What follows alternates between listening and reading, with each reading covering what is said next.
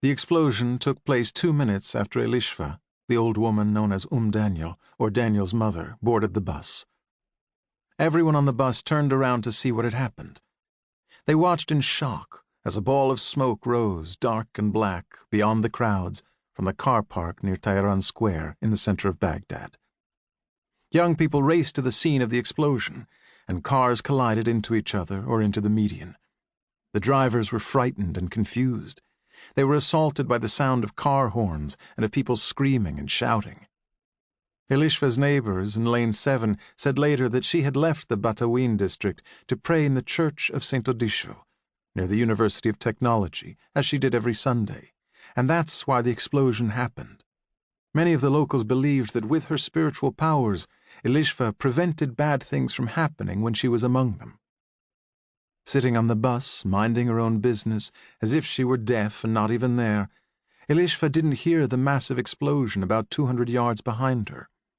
Her frail body was curled up by the window, and she looked out without seeing anything, thinking about the bitter taste in her mouth and the sense of gloom that she had been unable to shake off for the past few days.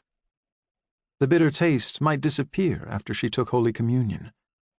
Hearing the voices of her daughters and their children on the phone, she would have a little respite from her melancholy, and the light would shine again in her cloudy eyes.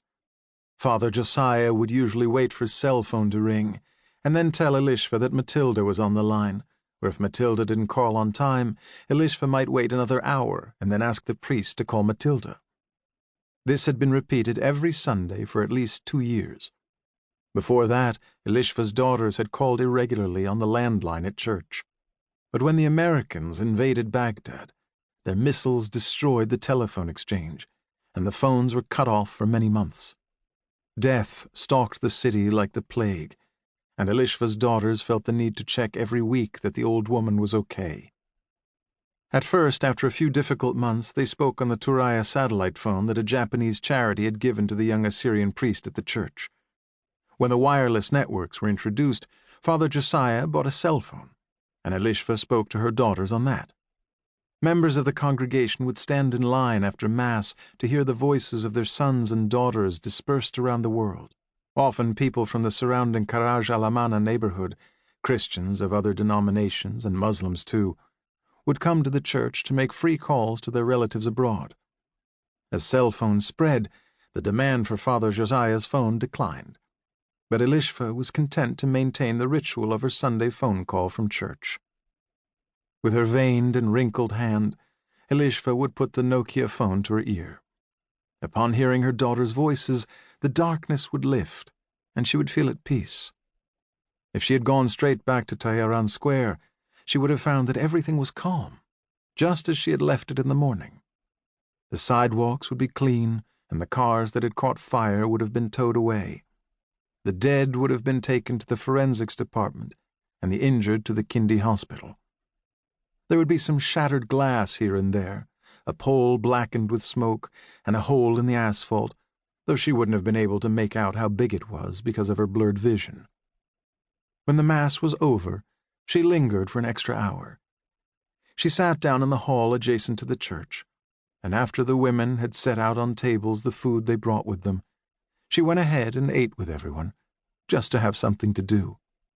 Father Josiah made a desperate last attempt to call Matilda, but her phone was out of service. Matilda had probably lost her phone, or it had been stolen from her on the street or at some market in Melbourne where she lived. Maybe she'd forgotten to write down Father Josiah's number, or had some other excuse. The priest couldn't make sense of it, but kept trying to console Elishva, and when everyone started leaving, the deacon, Nader Shamuni, offered Elishva a ride home in his old Volga. This was the second week without a phone call. Elishva didn't actually need to hear her daughter's voices. Maybe it was just habit or something more important, that with her daughters she could talk about Daniel. Nobody really listened to her when she spoke about the son she had lost 20 years ago, except for her daughters and St. George the Martyr, whose soul she often prayed for and whom she saw as her patron saint. You might add her old cat, Nabu, whose hair was falling out and who slept most of the time. Even the women at church grew distant when she began to talk about her son. because she just said the same things over and over. It was the same with the old women who were her neighbors. Some of them couldn't remember what Daniel looked like. Besides, he was just one of many who died over the years. Elishva was gradually losing people who had once supported her strange conviction that her son was still alive, even though he had a grave with an empty coffin in the cemetery of the Assyrian Church of the East.